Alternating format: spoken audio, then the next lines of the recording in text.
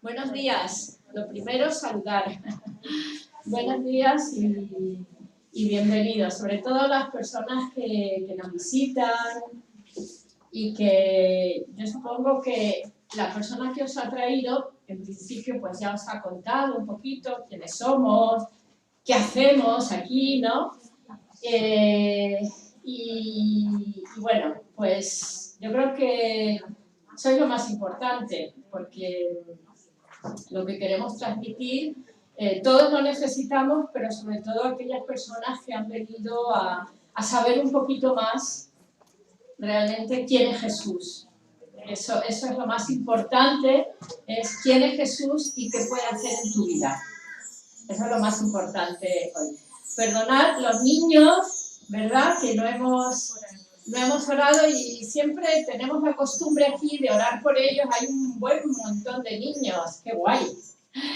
Dice la Biblia que de los niños es el reino de los cielos. Así que vamos a orar por ellos, ¿vale? Si os parece. Señor, te damos gracias por nuestros niños, te damos gracias por las familias, pero en especial por ellos. En este día, que tú los guardes, los cuides, los protejas, Señor, y sobre todas las cosas que ellos entiendan un poquito más y aprendan quién eres tú, Jesús, y lo que has hecho por ellos y por nosotros. Guárdalos y ayuda a las profes también. En el nombre de Jesús, amén. Bueno, pues la verdad que me es muy... ¿Podemos poner ya esto? ¿Le tengo que dar o lo ponemos? Bueno, me es muy difícil hablar porque como tenemos cada domingo un tema, hoy toca hablar, que ahora os explico lo que es, de la Iglesia de Hechos.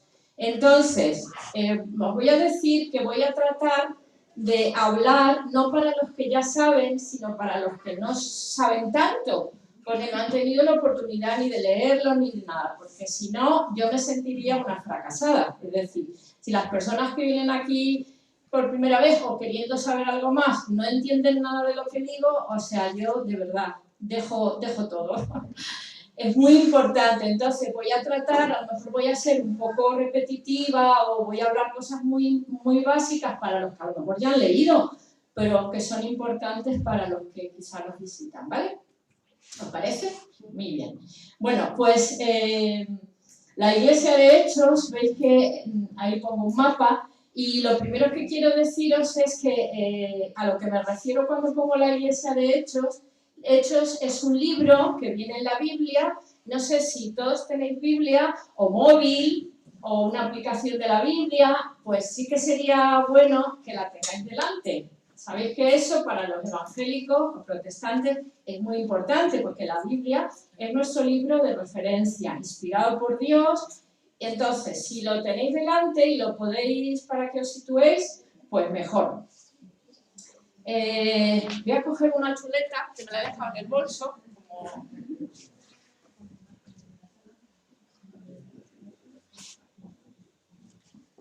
Porque hay algunas cosas que a lo mejor luego voy a leer que son importantes, pero bueno, es cuando terminan los 4 evangelios, ¿verdad?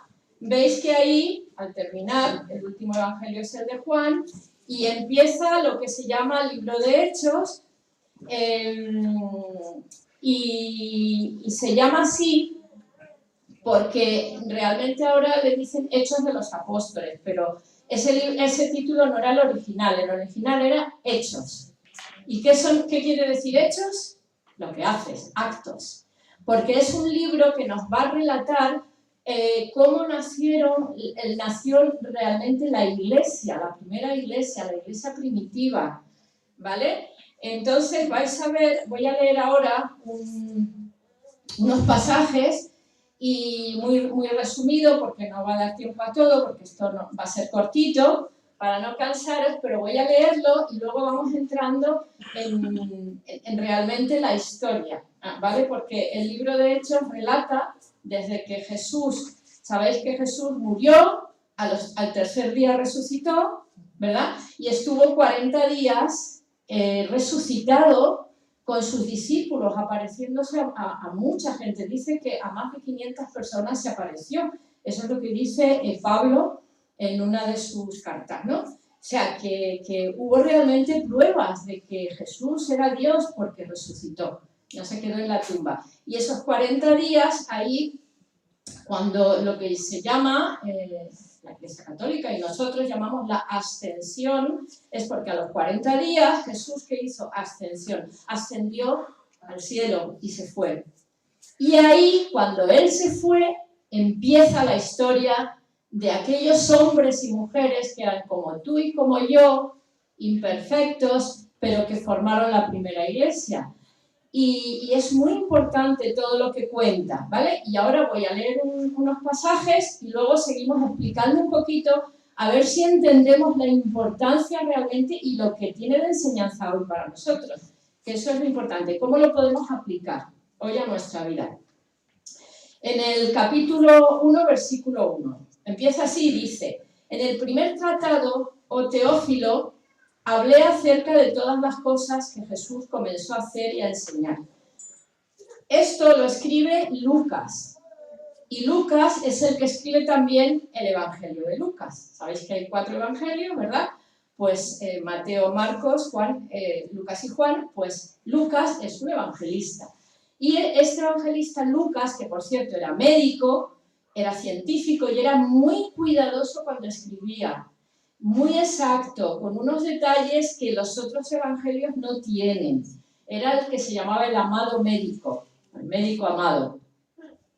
Y que no era judío, o sea, era gentil y se convirtió y estuvo con Pablo mucho tiempo. Bueno, dice en el primer tratado, oh Teófilo, porque este libro de Hechos se lo dedicó a un señor, se cree que es este Teófilo, noble, y le está explicando, le está haciendo entender quién era Jesús y todo lo que hizo. Y entonces le escribe el libro de Hechos para que él, que son un montón de capítulos, ¿no? Dice: te hablé acerca de todas las cosas que Jesús comenzó a hacer y a enseñar. Hasta el día en que fue recibido arriba, después de haber dado mandamiento por el Espíritu a los apóstoles que había escogido. Y a estos apóstoles, a quienes también después de haber padecido se presentó vivo, con muchas pruebas indubitables, o sea, pruebas indudables, apareciéndose durante 40 días y hablando acerca del reino de Dios, y estando juntos les mandó que no se marcharan de Jerusalén, sino que esperasen la promesa del Padre, la cual les dijo: oísteis de mí. Porque Juan ciertamente, dijo Jesús, bautizó con agua, mas vosotros seréis bautizados con el Espíritu Santo dentro de no muchos días.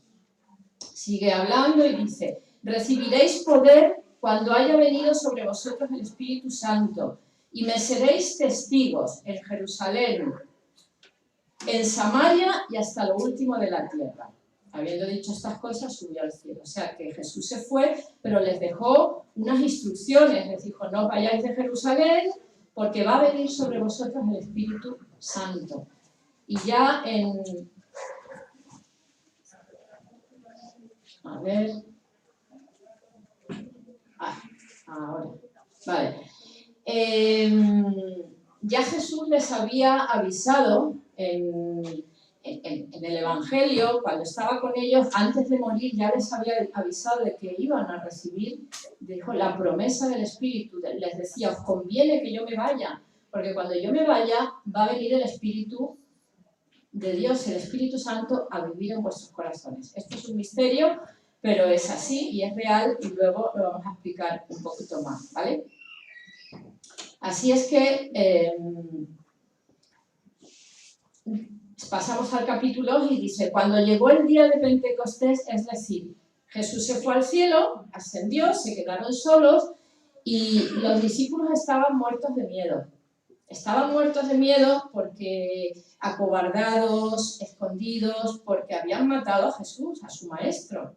Y a lo mejor también ellos iban a ser crucificados. O sea, ellos dicen: sí, ha resucitado, aquello fue para ellos tremendo, un impacto muy grande, pero se va y nos deja aquí muertos de miedo. Pero Jesús le dijo: esperar en Jerusalén. Y esperaron 120 personas, hombres y mujeres, muy importante, encerrados en lo que es en un aposento, el aposento alto, Y pasó esto, a los 10 días de haberse ido Jesús, es decir, que como vemos aquí, a los 50 días, Pentecostés significa Pente 50.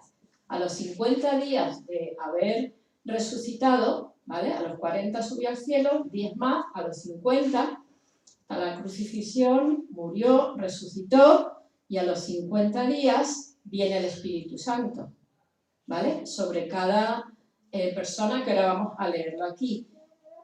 Dice, cuando llegó el día de Pentecostés estaban todos unánimes juntos y de repente vino del cielo un estruendo como de un viento recio que soplaba, el cual llenó toda la casa donde estaban sentados, y se les aparecieron lenguas repartidas como de fuego, asentándose sobre cada uno de ellos. Y fueron todos llenos del Espíritu Santo y comenzaron a hablar en otros idiomas, según el Espíritu les daba que hablasen. Moraban entonces en Jerusalén judíos, varones piadosos de todas las naciones. Justo además coincidía que habían ido a una fiesta, entonces había gente de todo el mundo, de todos los idiomas. Y hecho este estruendo, se juntó la multitud, como decían, ¿qué pasa? ¿Qué pasa? O sea, que aquello se oyó y se vio. Como un, no lo sé, pero un rugido, un viento, imaginároslo como queráis, pero fue fuerte. Y estaban confusos porque cada uno les oía hablar en su propia lengua. Un poquito más abajo, partos, medos, elamitas, de Mesopotamia, del Ponto y en Asia, en Frigia, Panfilia, África, es decir, romanos, judíos, cretenses, árabes. Les oímos hablar en nuestras lenguas las maravillas de Dios. Y estaban atónitos y, bueno, impactados, diciéndose, ¿qué quiere decir esto? Otros se burlaban y decían, estos se han pasado, borrachos. Estos han pasado y están... Pero la realidad es que le estaban escuchando cada uno en su idioma. Es decir, allí se produjo, ¿el qué? Un milagro. Aquello fue sobrenatural. ¿Vale? Así que... vamos a parar ahí y explicamos un poco. Pentecostés, dentro de lo que es el libro de esto, de los hechos de la primera iglesia, ya tenemos, Jesús había ido, que Jesús había dicho, esperad que va a venir sobre vosotros el Espíritu Santo, y ya tenemos lo que se llama Pentecostés, la llenura del Espíritu, un milagro que ocurrió, ¿vale? Entonces, esto es muy importante porque aquí nace... es el nacimiento de la iglesia, físico, histórico, hay una fecha concreta. Ahí empezó. Empieza una nueva era, y si no os importa, quito la planta porque no veo. Sí.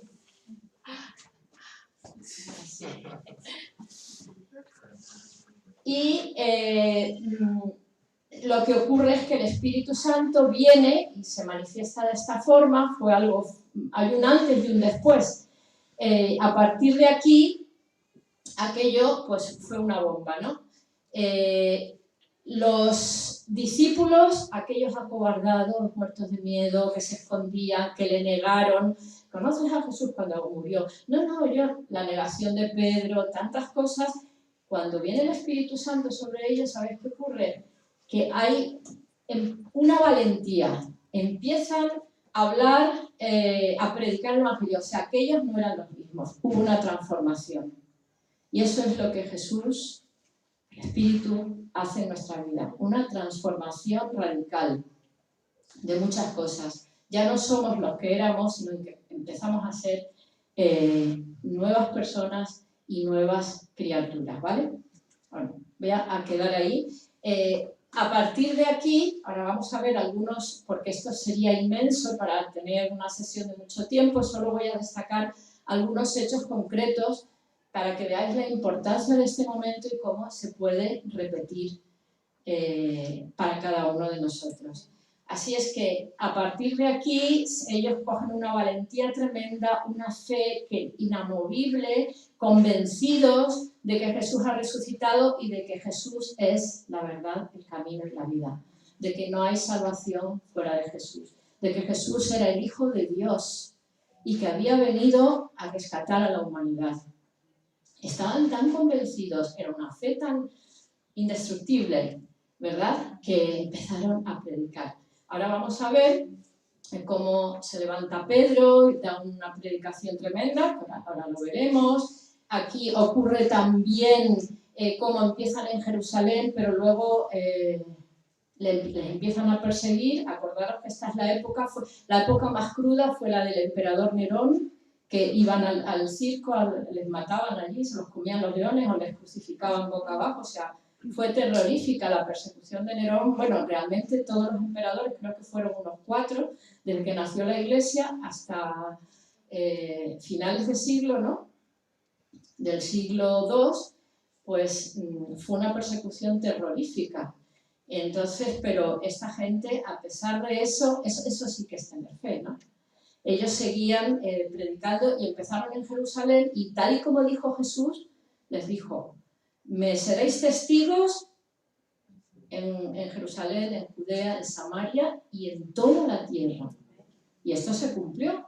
Empezaron en Jerusalén, viene la persecución, se expanden y cuando se expanden, pues fijaros, desde ahí que está pequeñito, aquí que está Jerusalén, por todo, y lo que es hoy el cristianismo, por todo el mundo, ¿verdad? O sea, lo que hicieron un puñado de hombres llenos del Espíritu Santo, un puñado de hombres con fe en Jesús, de que era el Hijo de Dios, lo que hicieron, ¿verdad? Y bueno, y luego hay otras cosas muy importantes que se cuentan aquí, como fue Pedro como una gran figura, la conversión de Pablo de Tarso. ¿Os suena? No sé si a lo mejor Pablo de Tarso, que era un perseguidor, asesino de los judíos, sí, lo que normalmente se llama San Pablo, ¿no? En la Iglesia Católica, San Lucas, San Pablo, nosotros como ninguno es especial, o todos o ninguno. Bueno, esto lo explico en otro capítulo. Pero la conversión de Pablo, que fue tremenda, como este hombre perseguidor, asesino de los cristianos, en un momento dado cae a tierra, cae ciego, no sabe qué está pasando y dice, ¿quién eres, Señor? Cuando está en la tierra. Y de una visión, Jesús se le aparece y le dice, soy yo, Jesús, a quien tú persigues. Perseguir a los cristianos era perseguir a Jesús, ¿no? Y a partir de ahí, este hombre, hay un antes y un después, porque Pablo era un coco, estaba súper preparado, era inteligentísimo, y es el que realmente traza todo lo que es la teología, ¿no? Del cristianismo, las bases.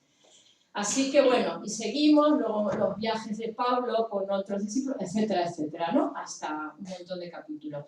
Pero es para que un poquito os hagáis a la idea, ¿vale? Así que fijaros cómo se extendió. También ocurrió el primer mártir, que fue Esteban, que justo Pablo estaba apedreando a Esteban también.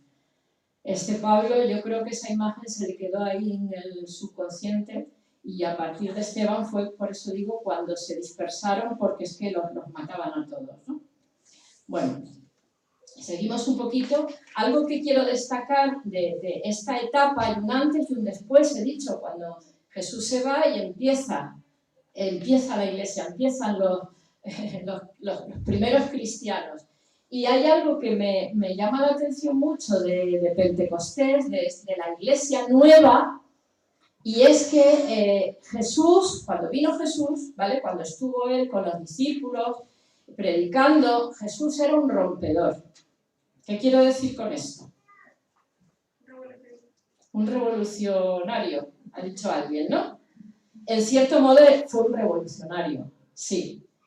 Era un rompedor de todos los esquemas. Jesús vino, y fijaros, para poneros algunos ejemplos, bueno, desde el primer milagro que hizo ya en la boda de Caná, que rompió los esquemas, utilizando unas tinajas que eran para el agua pura, purificarse, las utilizó para el milagro del vino. La samaritana, su relación con las mujeres, por ejemplo, fue una revolución.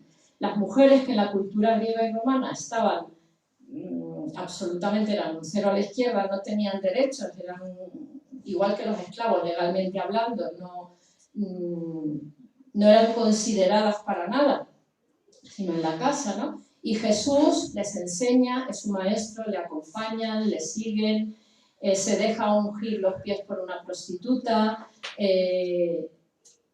a una adúltera que la querían apedrear los fariseos, que son los más religiosos de aquella época. Él le da una palabra de paz, de perdón, y quien esté libre de pecado, la famosa frase, ¿no?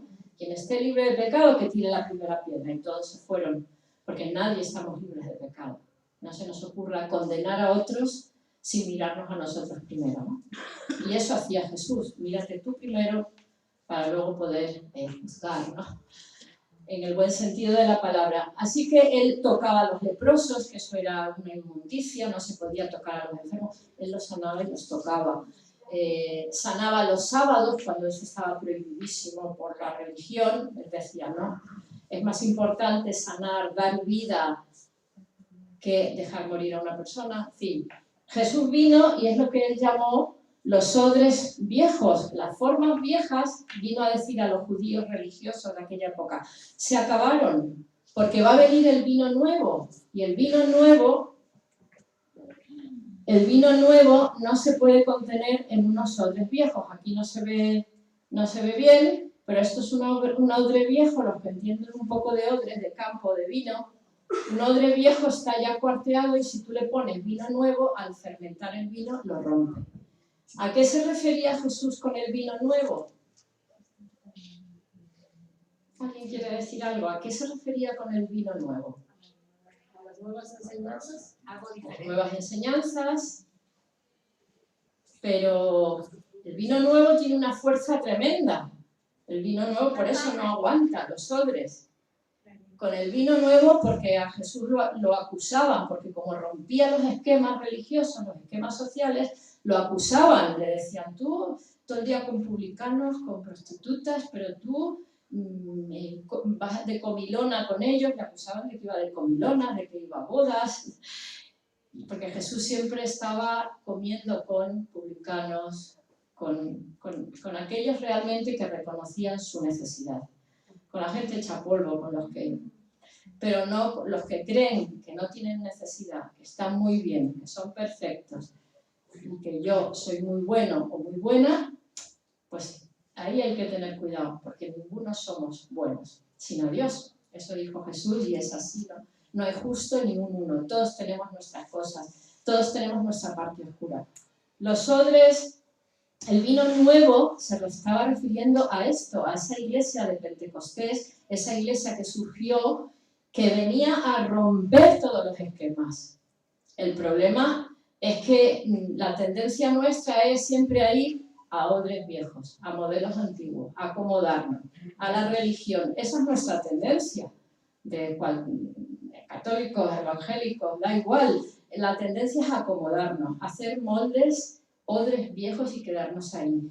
Y cuando el Espíritu, lo que él quería decir Jesús es que el Espíritu Santo viene a revolucionar, viene a romper moldes. No sabemos por dónde, pero tenemos por eso que estar abiertos a por dónde el Espíritu nos quiere mover, y no estar atados a religiosidad, a normas.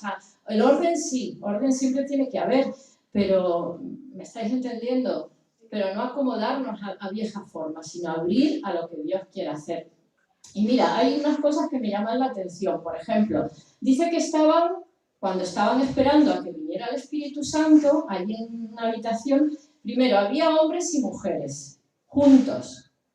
Eso no era normal, porque en las sinagogas, ¿cómo estaban? Y en el templo, lo que hasta ahora había eran sinagogas y templo. ¿Y cómo estaban los hombres y las mujeres? ¿Juntos?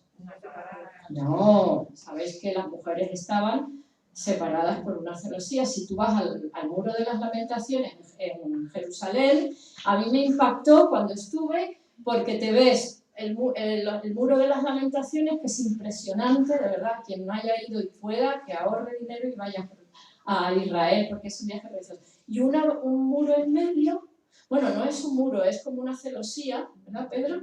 Porque yo me acuerdo que yo miraba así, y decía, madre mía, y te ves a los hombres y a las mujeres. Pues la sinagoga era igual, y el templo. Sin embargo, ya vemos aquí cómo estaban juntos. obedeciendo a Jesús, pero juntos hombres y mujeres.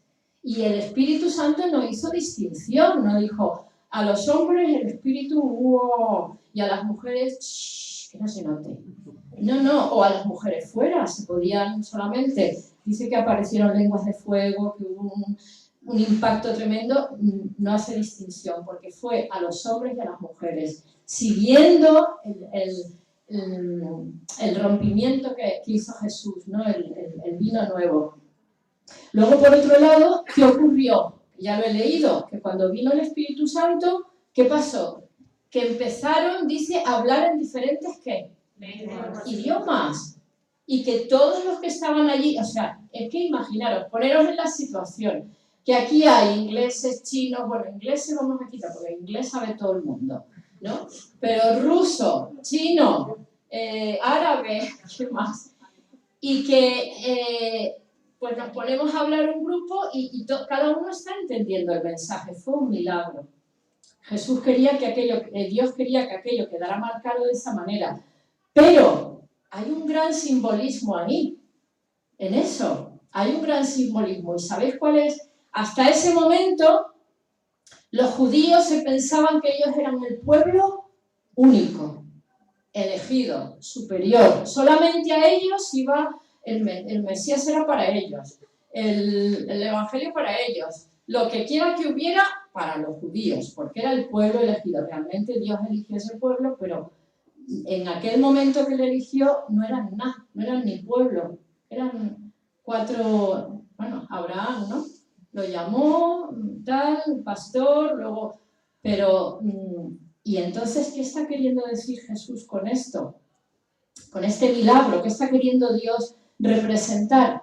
Pues si vamos a Gálatas 3:28, que es una carta que hay en el Nuevo Testamento, esto es un versículo tremendo, por si os lo queréis aprender o leer entero. Ya no hay, dijo Pablo, el Evangelio viene a quitar cualquier barrera, cualquier muralla entre los seres humanos. No hay judío ni griego, ya no hay razas, fuera racismo. No hay esclavo ni libre, fuera las clases, ni ricos ni pobres, en aquel momento esclavos libres, no hay clasismo entre nosotros, somos todos iguales, ni varón ni mujer, hombres y mujeres. Todas las razas y todas las clases somos dignos delante de Dios, porque Dios creó al ser humano con su imagen. Y este versículo es muy importante porque nos unifica por encima de nuestras diferencias. La Iglesia se une hasta superar toda frontera. Y eso es lo que, en cierto modo, el milagro de Pentecostés quería decir, ¿no? Aparte, los llenó de poder para seguir compartiendo el mensaje de Jesús, ¿no? Así que vemos una iglesia que empieza, tienen una identidad, la identidad de que eran, al venir el Espíritu Santo, fijaros que esto es muy importante, y esto hay que creerlo, esto no se puede medir ni a ver lo que lo vea. Dijo Jesús, el Espíritu Santo vendrá a morar en tu interior, y ese es el milagro.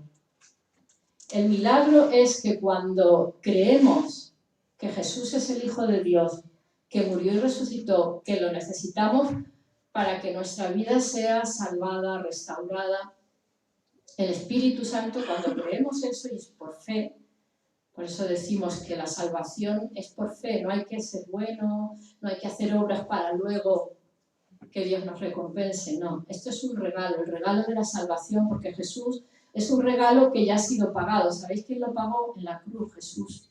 Ese es el precio. Pero fijaros los textos. Para que recibiéramos la adopción de hijos, porque ustedes son hijos. Dios ha enviado al Espíritu de su Hijo a nuestros corazones, clamando, Abba, Padre. Abba quiere decir Padre en arameo. Por tanto, ya no eres siervo, sino hijo. Y si hijo, también heredero. Otro, mas a todos los que le recibieron, a los que creen en su nombre, les dio potestad de ser hechos hijos de Dios. Mas vosotros sois linaje escogido, real sacerdocio, pueblo adquirido por Dios, para que anunciéis las virtudes de aquel que os llamó de las tinieblas a su luz. En otro tiempo no erais pueblo, pero ahora sois pueblo. Lo importante es que el Espíritu viene a nuestra vida. Llámalo corazón, llámalo donde tenemos el alma o pues ahí está morando el Espíritu en nuestro interior. Y ese es el milagro, que si tú crees en Jesús como Hijo de Dios, ya no vas a estar nunca solo. Dice, nunca, les dijo Jesús sus últimas palabras, no estaréis más solos. Yo estaré con vosotros todos los días hasta el fin del mundo. Es verdad que a veces nos sentimos solos. Sí que es verdad. ¿Quién no se siente solo alguna vez? Pero no estamos solos. Jesús también se sintió solo y abandonado en la cruz. Eso tuvo que ser terrible. Cuando dijo, Padre, ¿por qué me has abandonado cuando moría? Nos podemos sentir solos, pero Él dijo, estaré con vosotros todos los días. Y está en nuestro interior. Y está en nuestro interior. Así que yo creo que esto es el mayor milagro que puede haber, ¿no? Lo que significa ser cristianos, ser hijos de Dios. Les dio una meta que cumplir, que fue ir y predicar por todas las naciones. Predicar este evangelio de salvación, esta palabra de esperanza. Les dio unos proyectos, tuvieron unas estrategias y unas relaciones. Y esas relaciones, lo más importante es lo que llamaban el vínculo perfecto, el amor. Hasta ahora esto parece una iglesia perfecta, ¿no? Tenían el espíritu, iban predicando a todo el mundo, llenos de euforia, de poder. Una iglesia perfecta. ¿Os gustaría ser así? Sí, hombre, a mí sí. Pero ¿era así realmente todo? ¿Cómo lo veis? Los que sepáis un poquito más, a lo mejor hayáis estudiado. El libro de Hechos, ¿era todo así? ¿No? ¿Por qué? Venga, que si os despertáis, los que estéis más... Hubo problemas. ¿Cómo? Hubo problemas entre ellos. Hubo problemas. Enfrentamientos también. Hubo enfrentamientos, muy bien. Es decir,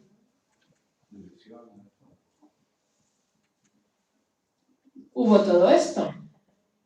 Problemas, hubo racismo porque solo querían el evangelio a los judíos, hubo rivalidades, que si este es mi líder no es el otro que es mejor, hubo vanagloria de los que querían, hubo unos que querían estar siempre en primera posición, discusiones absurdas, etcétera, etcétera, etcétera. Es decir, que eran seres humanos como nosotros. Y esta es la parte también realista, Eran seres humanos y hubo muchísimos problemas. A veces solo vemos aquella iglesia primitiva como el poder y maravillosa, pero hubo muchos problemas también entre ellos, como puede haber entre nosotros. Y esto lo digo para dar esperanza.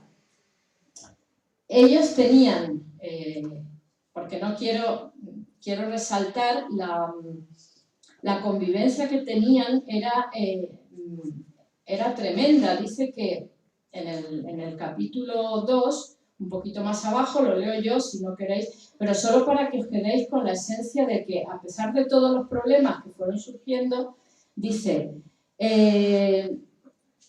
cuando iban predicando, dice, los que recibieron su palabra fueron bautizados. Se añadieron aquel día, el día de Pentecostés que Pedro predicó, se añadieron como 3.000 personas de golpe. Perseveraban en la doctrina, en la comunión, o sea, en la amistad unos con otros, en el compartir el pan, en las oraciones. Sobrevino temor a todas las personas y muchas maravillas y señales eran hechas por los apóstoles. Todos los que habían creído estaban juntos, tenían en común todas las cosas, vendían sus propiedades y bienes, los repartían a todos, a los pobres, a los más necesitados, y perseveraban unánimes cada día compartiendo el pan en las casas, en el templo, comían juntos con alegría y sencillez de corazón, cantaban a Dios y tenían favor con todo el pueblo, y el Señor añadía cada día a los que habían de ser salvos. Este era el espíritu, un espíritu comunitario muy importante, y estaban impactando. La gente se convertía, se añadieran 3.000, se añadían luego 5.000, o sea, estaban impactando. ¿Y sabéis por qué estaban impactando? ¿Por qué pensáis que estaban impactando tanto? a la ciudad, la gente estaba maravillada. A mí me gustaría impactar. ¿Creéis que los cristianos de hoy impactamos? En general, estoy hablando no de nosotros, sino en general. A mí me gustaría impactar, que la gente diga, oye, te veo a ti, veo lo que me dices, veo tu vida, yo quiero eso. Eso sería, ¿no? Lo suyo, no machacar a nadie, sino lo que me cuentas, lo que me... Pues yo quiero eso. Bueno, pues estas comunidades, las primeras, a pesar de que no eran perfectas, y esto hay que dejarlo claro porque a veces pensamos que eran perfectas, yo creo que tenían algo muy importante. Esta es la última diapositiva. Y con esto quiero acabar porque ellos, dice, esta frase lo habréis oído, la palabra moviliza, pero el ejemplo arrasa. Eso no lo veis, mira, las fotos que he puesto, los niños, por mucho que tú le digas a un niño, no hagas esto, no hagas esto, si tú lo estás haciendo, no vale para nada. Es decir, el ejemplo es el que arrasa. No digas mentiras, pero tú mientes, tú no esto, pero tú, el ejemplo. Si algo hay potente en la educación es el ejemplo. Y esto ya lo he aprendido porque ya tengo años y creo que es lo más importante, ¿no? Pues estaban impactando, crecían porque predicaban, pero también porque demostraban, por un estilo de vida completamente nuevo, atraían a la gente. La Iglesia no necesita personas que destaquen, ni protagonistas aislados, ni líderes que se levanten y den discursos bonitos, ¿no? Lo que la Iglesia necesita son hombres y mujeres que crean y visibilicen con la forma de vivir y que muestren cómo era Jesús de Nazaret. La comunidad no necesita personalidades brillantes, sino fieles servidores de Jesús y del prójimo. Y en definitiva, y muchos documentos de la época hablaban de los cristianos y fijaros lo que decían. Decían en cartas y en documentos que se han encontrado, ¿no? Dice, son sorprendentemente honestos, puros, serios, honrados. Tienen una reserva inexplicable de fuerza moral y felicidad que sobrepasa todo lo conocido. Decían también, son ciudadanos del cielo, obedecen las leyes prescritas, pero también superan la ley con sus vidas, aman a todos los hombres, pero todo el mundo les persigue.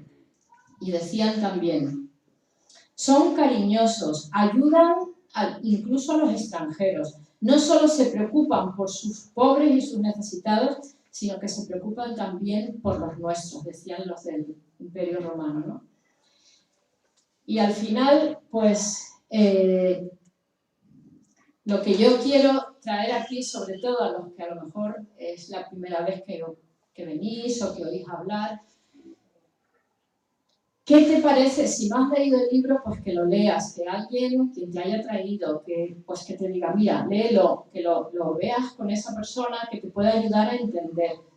¿Qué echamos de menos hoy en la iglesia? Y cuando digo la iglesia es en ti y en mí.